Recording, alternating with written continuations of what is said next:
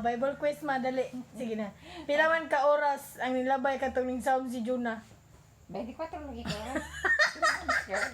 One day. Ning sound day si Juna? Ay, wala na siguro si Juna mo sound. Si Jonas. Si Jonas, si Kaon sa isda.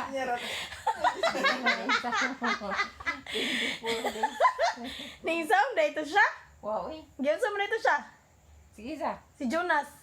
Si Jonas may gulog sa isda. Aw, ang isda ni gulo kay Jonas. Si Jonas gulog sa mga kuan, mga katahan. Kalag siya may nagpahulog po siya. Hulog ko Aw, bitaw. Apil ako bang isda.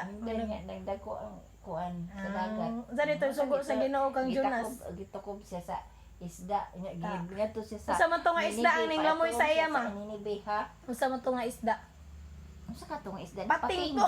Pating dito dolphin. Oo, pating ko. Pating. Dolphin. Kagamay sa tiyan sa dolphin. Di pating. Giusap sa Wa man siya gilamoy si Jonas. Gilamoy di ay. Wa usapa. Wa siguro to ngipon ang ningkaon nga isda. Oh, ngadto sa ninibi pag bugwak ni sa kuyawa ninibi kayo. upawan ni Jonas. Naupaw si Jonas? Oh, no ba? Yung ulo kay siyempre kay di ka maupaw. Init tayo na. Pila ka daw siya dito. Ha?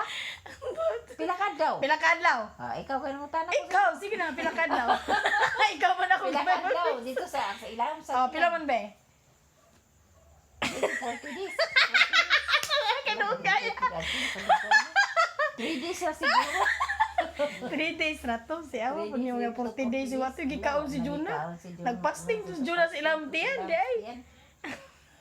3 days na day ko. 3 days.